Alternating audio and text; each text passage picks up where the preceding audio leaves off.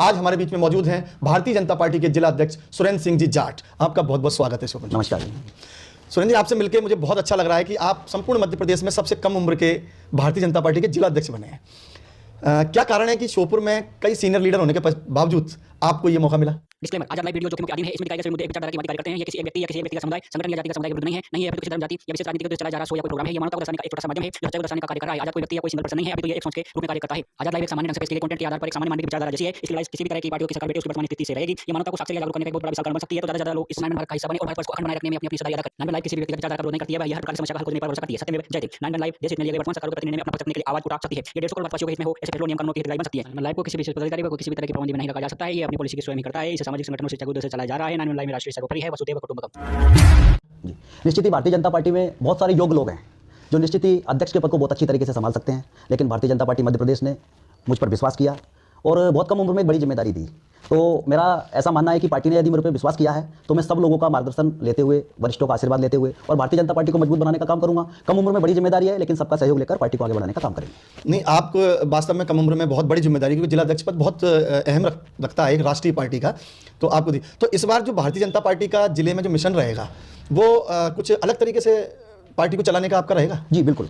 Bharatiya Janata party, आपको पता है कि ऐसा राजनीतिक दल है जो लोगों के बीच में हमेशा सक्रिय रहकर काम करता है। हम विचारों के लिए काम करने वाले लोग हैं। भारतीय जनता पार्टी श्योपुर में हमारा ये प्रयास रहेगा कि हम अधिक से अधिक युवाओं को पार्टी की विचारधारा से जोड़ें, क्योंकि युवा अगर राजनीति में आएंगे तो इस देश को आगे ले जाने में जितना युवा अपनी ऊर्जा का उपयोग कर सकता है, उनकी ऊर्जा का उपयोग किया जाएगा। अधिक से अधिक लोगों को जोड़कर और भारतीय जनता पार्टी को आगे ले जाने का और मजबूत बनाने का काम हम लोग करेंगे। और निश्चित ही आपको एक अलग भारतीय जनता पार्टी जिला श्योपुर में दिखाई देगी। बिल्कुल, आप युवाओं को प्राथमिकता देंगे, हो सकता है एक ऊर्जावान पार्टी के रूप में उभरे। लेकिन आपके सामने भी एक बहुत बड़ा चैलेंज है, और वो चैलेंज है राष्ट्रीय स्तर पर नागरिकता कानून वाला सीएए। तो भारतीय जनता पार्टी इतने विरोध के बावजूद या किस तरीके से इसको लेके आई है, इसके बारे में कुछ बताएंगे? जी देखिए, सीएए कानून कोई भारतीय जनता पार्टी एक दिन में लेकर नहीं आई है। सीएए कानून पर समय समय पर संसद के पटल पर इसको रखा गया है। 1989 में इसको रखा गया है, 1992 में इसको रखा गया है, 1995 में, 2005 में, 2015 में, और इसके बाद संसद की समिति ने पूरा अध्ययन करने के बाद इसको 2019 में कानून का रूप दिया है। तो सीएए कानून उन लोगों के लिए है जो लोग धार्मिक रूप से पाकिस्तान, अफगानिस्तान और बांग्लादेश, 3 देशों से प्रताड़ित जो अल्पसंख्यक है, उन अल्पसंख्यकों को नागरिकता देने का मामला है। और भारतीय जनता पार्टी के घोषणा पत्र में यह था कि हम सीएए कानून लेकर आएंगे। तो भाजपा जो कहती है वो करती है, और हमारा राष्ट्रीय नेतृत्व इसको लेकर आया है। नहीं, ये जो आप लेके आए, ये इतना बड़ा विवाद का प्रश्न नहीं बना जितना विवाद का प्रश्न ये बना कि उसमें कहीं ना कहीं मुस्लिमों को थलग रखा गया। उसमें माना गया कि मुस्लिम इससे अलग रहेंगे, केवल ईसाई, हिंदू, बौद्ध, जैन, इनको प्राथमिकता दी गई है। कहीं ना कहीं लोगों को ऐसी भ्रांति है, मतलब इसमें थोड़ा सा आप चामक बताएं आप। बिल्कुल, आप जो कह रहे हैं ये लोगों में भ्रम की स्थिति है। कांग्रेस ने लोगों में भ्रम पैदा किया है। कांग्रेस ने ऐसी स्थिति पैदा कर दी है कि इसमें मुसलमानों के विपरीत ये कानून है, जबकि आप पूरे कानून का आप बारीकी से अध्ययन करिए, आप इस पर पूरे विचार करेंगे तो आप देखेंगे कि कहीं भी मुसलमानों को ये कानून प्रभावित करता ही नहीं है। मुसलमान इस देश के नागरिक हैं, इस देश के नागरिक रहेंगे। गृह मंत्री जी ने संसद में ये बयान दिया है। ये तो केवल कांग्रेस भ्रम की स्थिति पैदा करके और इस देश में अराजकता का माहौल पैदा करना चाहती है। कहीं मुस्लिम विरोधी कानून है ही नहीं। मैं तो उन भाइयों से पूछना चाहता हूं, कांग्रेस के उन लोगों से भी पूछना चाहता हूं कि आप इसका बिंदु तो बताइए, आप इसका अध्ययन करिए, एक बार इसको देखिए कि कौन सा तथ्य इसमें जो है वो मुस्लिम विरोधी है। कहीं भी मुसलमानों का विरोध, मुस्लिम भाइयों का, अल्पसंख्यक भाइयों का कोई विरोध इसमें नहीं है।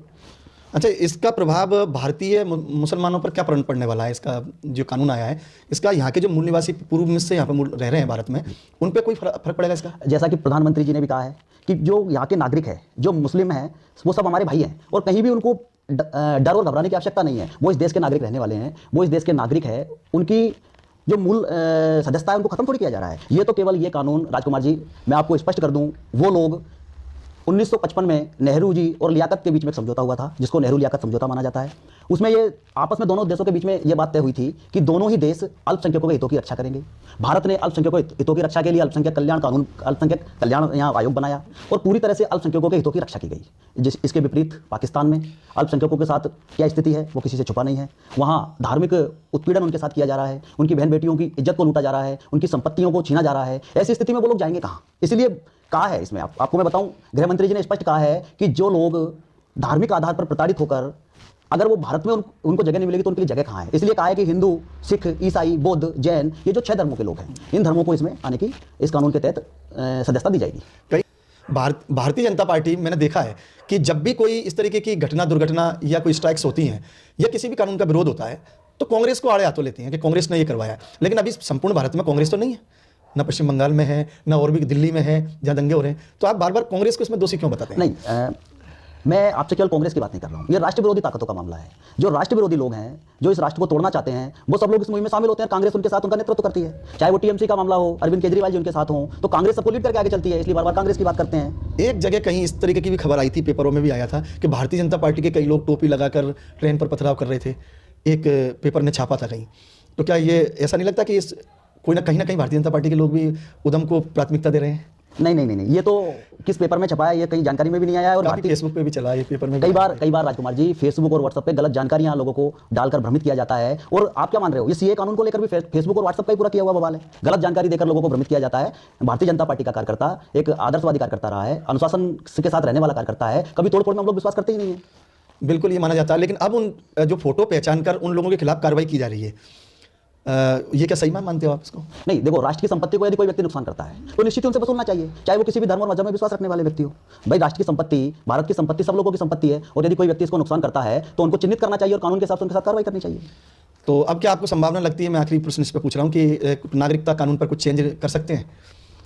नहीं, नागरिकता कानून पर चेंज का तो कोई सवाल ही नहीं है, क्योंकि इसमें किसी की सदस्यता खत्म नहीं की जा रही। सदस्यता देने का विषय है। भारतीय जनता पार्टी ने अपने घोषणा पत्र में यह स्पष्ट कहा था कि जो लोग धार्मिक उत्पीड़न होकर, धार्मिक आधार पर प्रताड़ित होकर भारत लौट रहे हैं, भारत उनको शरण देगा। माननीय प्रधानमंत्री जी और माननीय गृह मंत्री जी का ये जो निर्णय है, सराहनीय कदम है, और हम तो स्वागत करते हैं, और बल्कि पूरे देश को स्वागत करना चाहिए। क्योंकि ऐसे लोग बेचारे जो अपना नारकी जीवन जी रहे हैं, जिनके बच्चे शिक्षा प्राप्त नहीं कर सकते, जिनके पास घर नहीं है, रहने की व्यवस्था नहीं है, ऐसे लोगों के साथ अगर सरकार न्याय करती है तो सब लोगों को साथ देना चाहिए। बिल्कुल। अब मैं आपको राष्ट्रीय मुद्दे से श्योपुर के कुछ मुद्दों पर लेकर आता हूँ। श्योपुर में अब भारतीय जनता पार्टी की कमान आपके हाथ में है जी, और निश्चित रूप से भारतीय जनता पार्टी की ने अभी विधानसभा में भी आपकी डिफीट हुई है, और पिछले नगरपालिका में भी आपकी डिफीट हुई थी। तो आप ऐसा क्या परिवर्तन करेंगे कि आप भारतीय जनता पार्टी को श्योपुर में मजबूत रूप में खड़ा कर सकें? भारतीय जनता पार्टी आज भी श्योपुर में मजबूत स्थिति में है।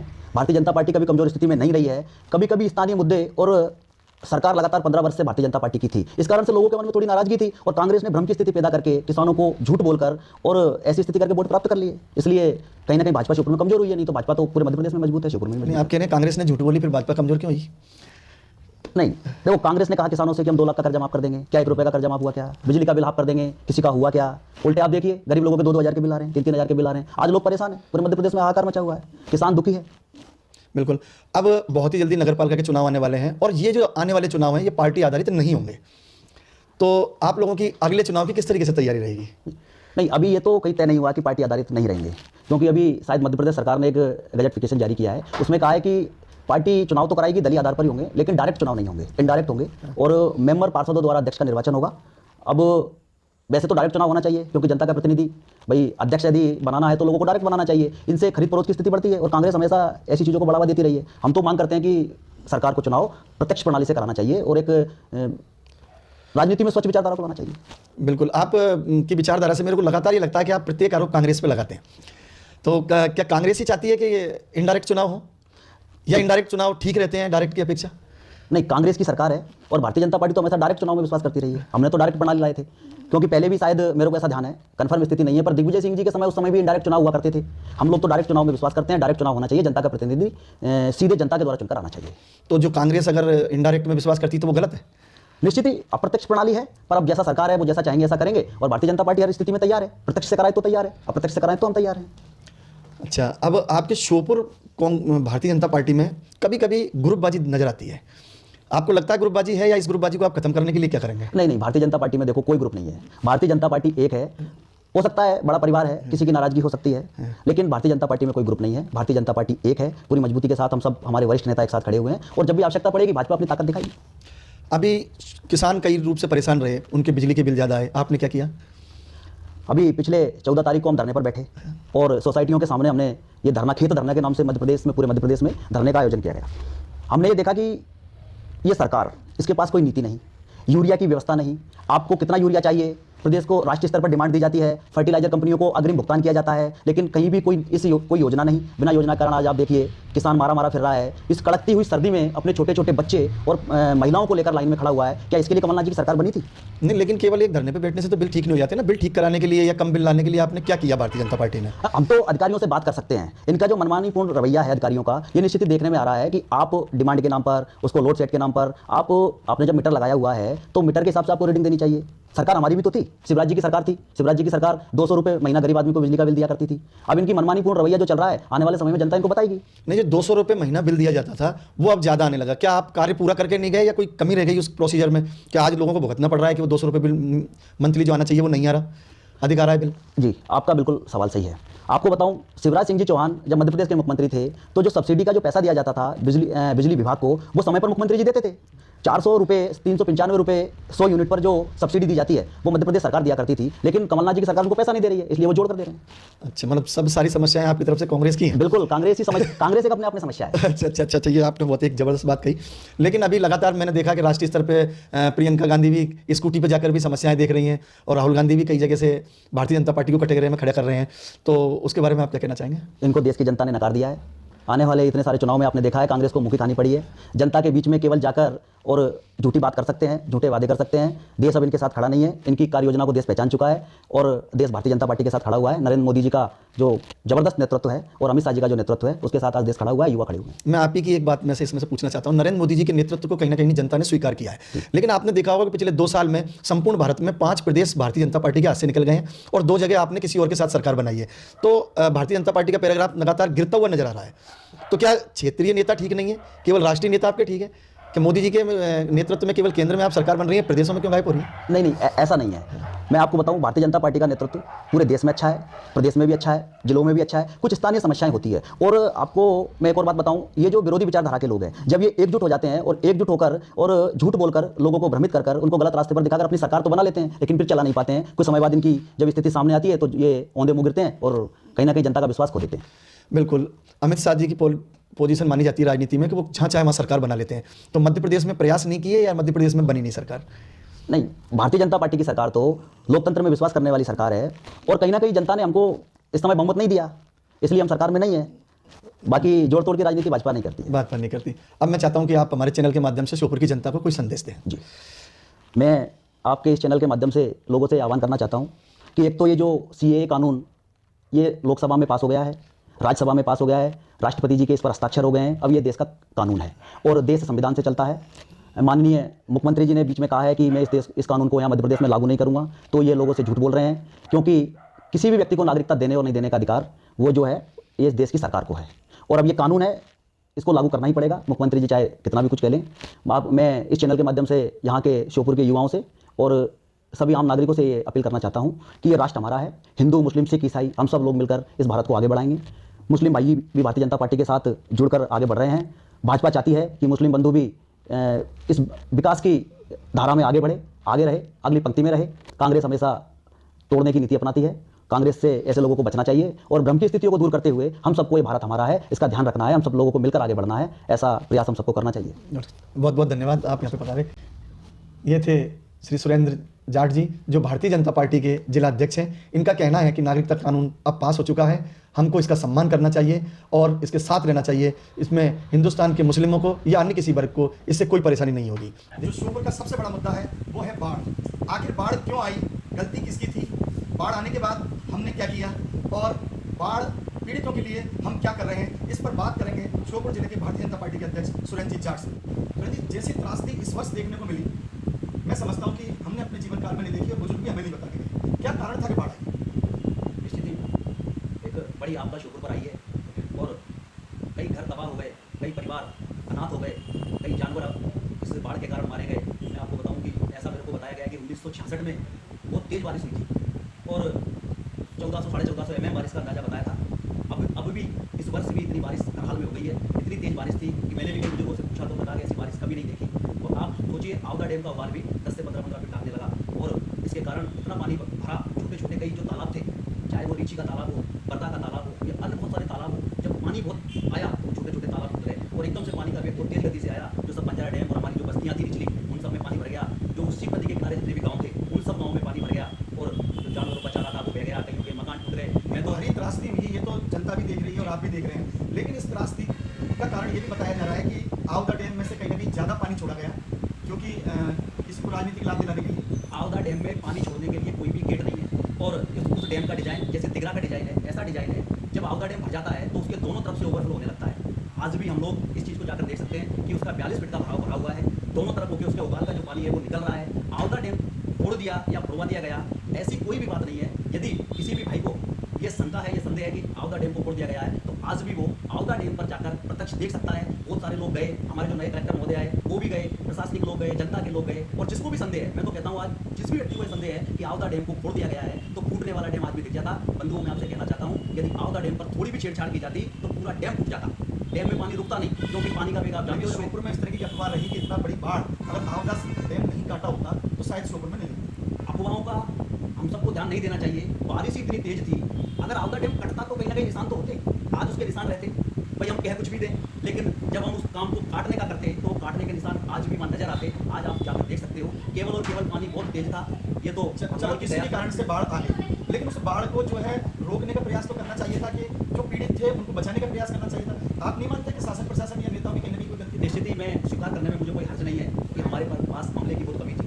नगर पालिका के प्रशासन को जिस चुस्ती के साथ काम करना चाहिए था, नगर पालिका ने चुस्ती के साथ काम नहीं किया है, और जिला प्रशासन को भी जो शक्ति दिखानी चाहिए थी, अपने हमले को ताकत से लगाना चाहिए था, कहीं ना कहीं उसमें बड़ी चूक हुई है। मैं इसको स्वीकार करता हूँ, और मैंने इस बात को हमारे वरिष्ठ नेतृत्व को भी अवगत कराया था। माननीय मुख्यमंत्री जी से मेरी चर्चा हुई थी, हमारे केंद्रीय मंत्री माननीय नरेंद्र सिंह तोमर जी से भी विषय में चर्चा हुई थी, माननीय प्रदेश अध्यक्ष विष्णुदत्त शर्मा जी से भी बात हुई थी। तो मैंने कहा था भाई साहब बड़ी त्रासदी हुई है, और जो प्रशासन को जिस स्तर का काम करना चाहिए था, प्रशासन ने उस स्तर का काम नहीं किया। आपने नरेंद्र सिंह जी का नाम लिया, केंद्रीय मंत्री हैं, क्षेत्र के सांसद हैं।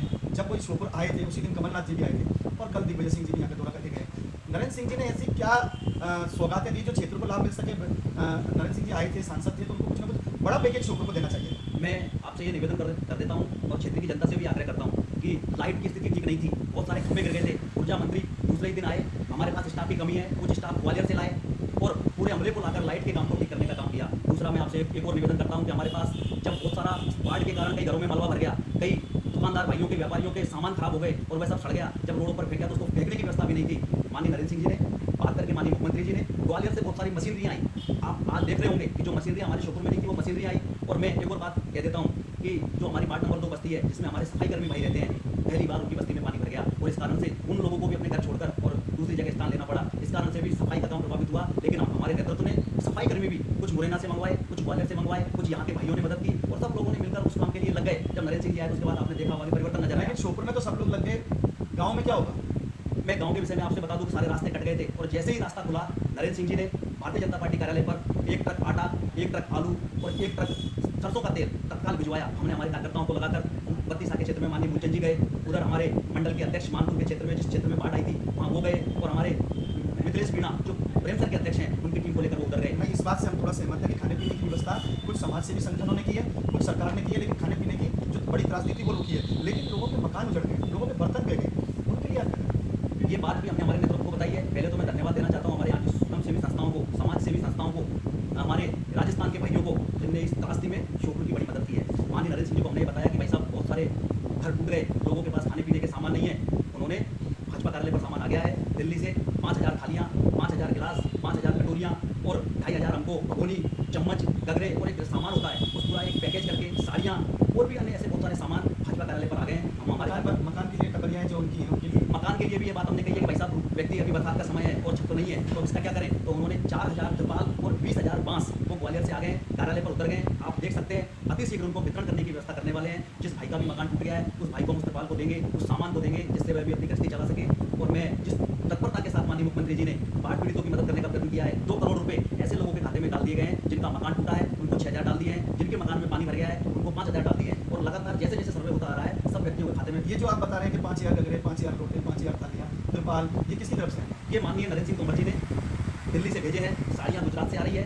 ये जो शासन का, इसको बांटने का तरीका क्या रहेगा? इसमें कहीं लोगों तक माल पहुँचे ही? इसमें हमने ये प्रयत्न किया है कि हम उस सूची को प्राप्त करें जो सूची पटवारियों ने सर्वे किया है, क्योंकि पटवारियों ने घर घर जाकर सर्वे किया है। तो जिनके मकान टूटे हैं वह सूची प्रशासन के पास है। हम उस सूची को प्रशासन से लेकर, और जो अति गरीब लोग हैं सबसे पहले प्राथमिकता में उनको लेंगे। जैसे जैसे सामान आता जाएगा ऐसे लोगों को वितरण करने की प्रक्रिया अपनाएंगे। मैं निवेदन करना चाहता हूँ हमारे सभी युवाओं से और गाँव के सभी नागरिक बंधुओं से कि जो वास्तव में पीड़ित है, गरीब है और जिसको आवश्यकता है, हम सब लोग मिलकर उस सामग्री को उस तक पहुँचाएं, और जितना भी मदद अभी हम सब लोगों से हो सके उन लोगों को हमको करना चाहिए। बिल्कुल, समाज सेवी संगठन और प्रशासन ये सब मिलकर अगर गरीब की झोपड़ी बनाने में सफल होता है, उसे बर्तन और खाना देने में सफल होता है, तो कहीं ना कहीं उसकी पीड़ा थोड़ी सी कम होगी। आगे भ्रष्टाचारी ना हो, लोगों तक माल पहुँचे, जो आपने बताया है वो माल लोगों तक पहुँचे। इसके लिए आप निगरानी के लिए क्या करेंगे? ऐसा ना हो कि बाद में पता चला कि हजारों में माल आया था लेकिन लोगों तक पहुँचे। इसके लिए हम सब लोग ऐसी व्यवस्था कर रहे हैं कि समाज के प्रमुख लोगों के साथ बैठकर, और राष्ट्रीय स्वयं सेवक संघ भी इस काम में बहुत ताकत से लगा हुआ है। कुछ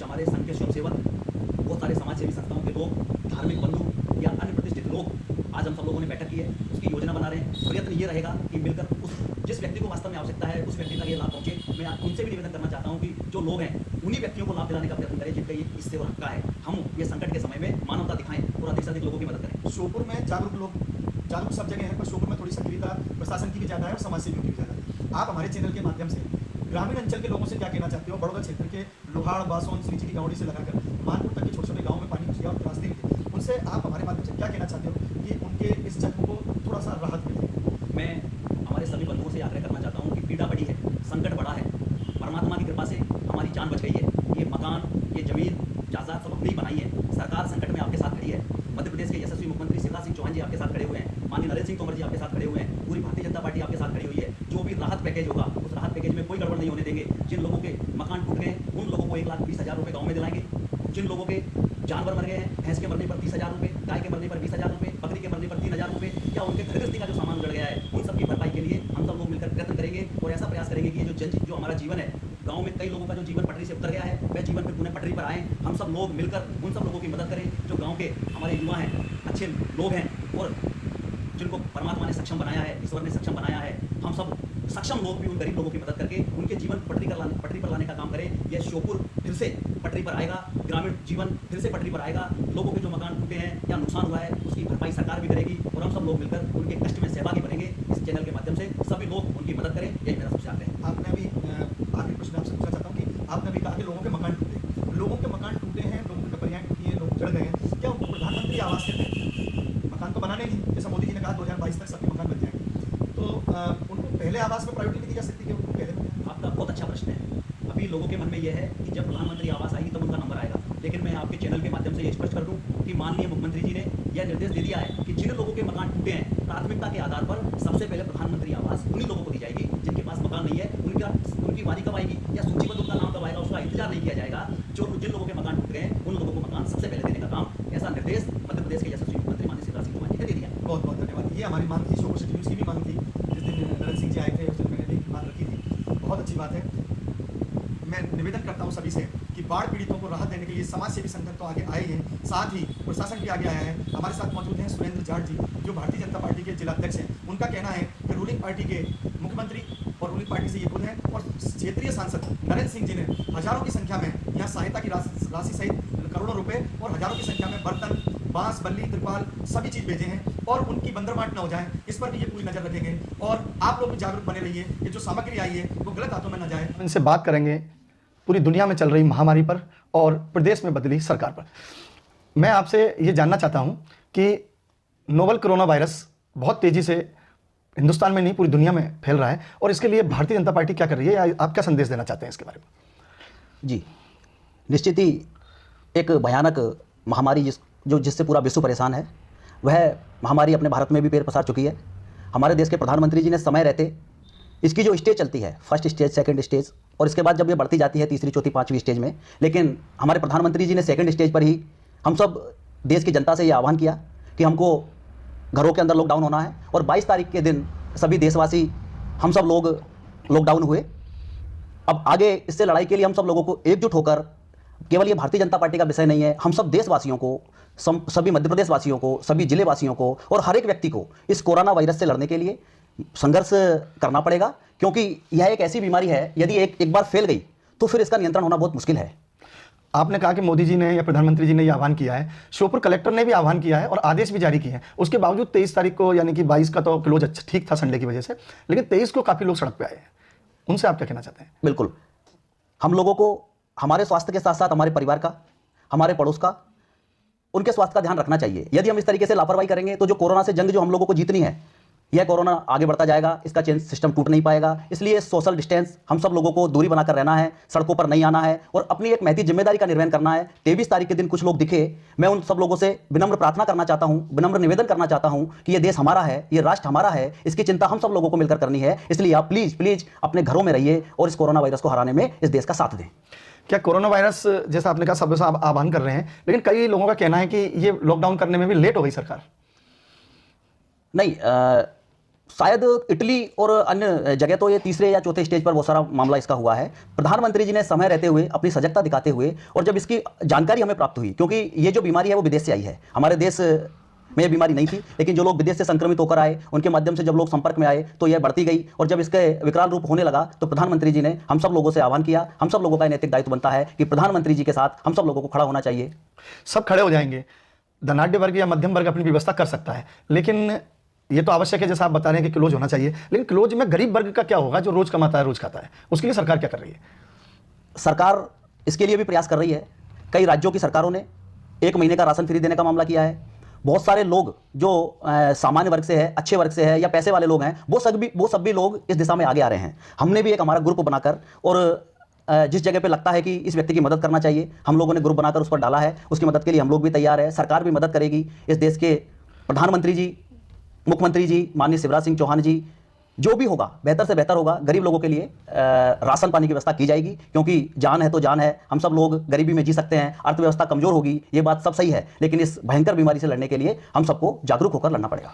सबको जागरूक होकर लड़ना पड़ेगा। अब आप मध्य प्रदेश में भारतीय जनता पार्टी की सरकार बन गई है, कल रात को मुख्यमंत्री जी ने शपथ ले ली और आज से उन्होंने, तो इसमें क्या क्या राहत पैकेज मिल सकते हैं अब गरीबों को, क्या आगे के लिए? कि तो कोरोना, एक पहले से भी अभी गेहूं का बोनस नहीं मिला है, किसानों का कर्जा माफ नहीं हुआ है, 100 यूनिट बिजली का आपने वादा किया था वो नहीं मिला है, छात्रों को लैपटॉप नहीं मिले हैं, बेटियों को स्कूटी का भी वादा किया था जब आप चुनाव लड़ रहे थे तब। इस दिशा में भी कुछ काम हो सकता है? बिल्कुल। विगत 15 महीनों में कमलनाथ जी की सरकार भ्रष्टाचार के नाम से मध्य प्रदेश को पूरे देश में जाने लगा था। कमलनाथ जी की सरकार ने जो जनता से वादे किए थे, किसी भी वादे पर कमलनाथ जी की सरकार खरा नहीं उतर पाई थी, और अंततः खुद के बोझ के कारण उनकी सरकार गिर गई। उन्हीं के विधायकों में अंतर्कलह हो गई, और अब मध्य प्रदेश में निश्चित ही नया सवेरा होगा। माननीय शिवराज सिंह चौहान जी हमारे मध्य प्रदेश के चौथी बार मुख्यमंत्री के रूप में शपथ ले चुके हैं। इस गरीब वर्ग के लिए, सर्वहारा वर्ग के लिए, गांव गरीब और किसान की चिंता करने वाले मुख्यमंत्री निश्चित ही हम सब मध्य प्रदेश वासियों की मदद करेंगे, और इस कोरोना वायरस से लड़ने के लिए जो भी संभव मदद होगी मध्य प्रदेश सरकार करेगी। अभी कल समाचार में, कल जब तक मुख्यमंत्री जी ने शपथ नहीं ली थी तब तक कमलनाथ सरकार जो कार्यवाहक सरकार चल रही थी, उसमें कुछ घोषणाएं की थी कि गरीबों को 1 महीने का राशन फ्री दिया जाएगा। अब वो जारी रहेगा या उसमें भी परिवर्तन हो सकता है? नहीं, वो बिल्कुल जारी रहेगा। मुख्यमंत्री जी ने, माननीय कमलनाथ जी ने जो 1 महीने के राशन की, अभी ऐसी स्थिति है कि हम सब गरीबों की जितनी मदद कर सके हम सबको करना चाहिए, और माननीय शिवराज सिंह चौहान जी भी जो 1 महीने का राशन फ्री का मामला रहा है वह सब गरीबों के लिए जारी रहेगा। ज्योतिरादित्य सिंधिया जी हमारे क्षेत्र के नेता हैं और कांग्रेस से अभी बीजेपी में आए हैं, क्या उनको बीजेपी में पूर्ण सम्मान मिलेगा या श्योपुर क्षेत्र के डेवलपमेंट में उनका कुछ योगदान रह सकता है? बिल्कुल ही। हम सब लोग माननीय श्रीमंत ज्योतिरादित्य सिंधिया जी, माननीय नरेंद्र सिंह तोमर जी, माननीय शिवराज सिंह चौहान जी, सब लोग मिलकर एक सशक्त मध्य प्रदेश बनाएंगे, एक सुशासन युक्त मध्य प्रदेश बनाएंगे। गरीब लोगों के लिए हम सब लोग मिलकर काम करेंगे। सब लोग मिलकर इस मध्य प्रदेश को एक संपन्न मध्य प्रदेश और एक जागरूक मध्य प्रदेश बनाने का प्रयास भारतीय जनता पार्टी के सभी नेता करेंगे। अभी कुछ सूचनाएं ऐसी मिली हैं कि कल से श्योपुर में भी कर्फ्यू लग जाएगा सरकार की तरफ से, और बताया जा रहा है कि प्रधानमंत्री जी ने शायद अभी बोला है कि ये समय बढ़ा दिया गया है।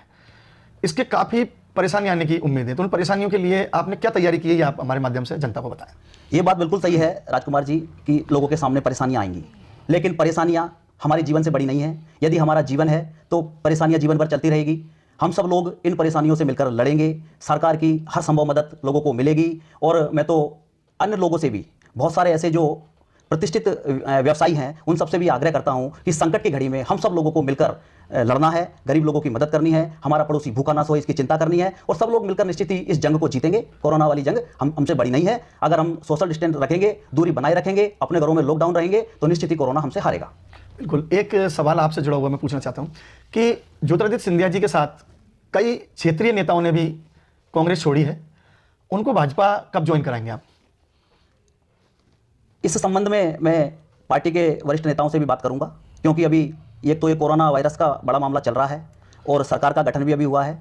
हम सब लोग एक योजना बनाकर, और पूर्व जो विधायक हैं और कांग्रेस के वर्तमान में जो जिले के अध्यक्ष हैं उन्होंने इस्तीफा दिया है, मेरी उनसे फ़ोन पर चर्चा हुई है। हम योजना बनाकर और भारतीय जनता पार्टी को उनकी सदस्यता दिलाएंगे। बिल्कुल। और जो 22 लोग जिन्होंने त्याग पत्र दिया है, उनके लिए ये एक कठिनाई का दौर है कि कोई मंत्री था, कोई विधायक था और वो अपनी अपनी पार्टी छोड़कर आपके साथ जुड़े, उनको क्या पुरस्कार दी जा सकती है?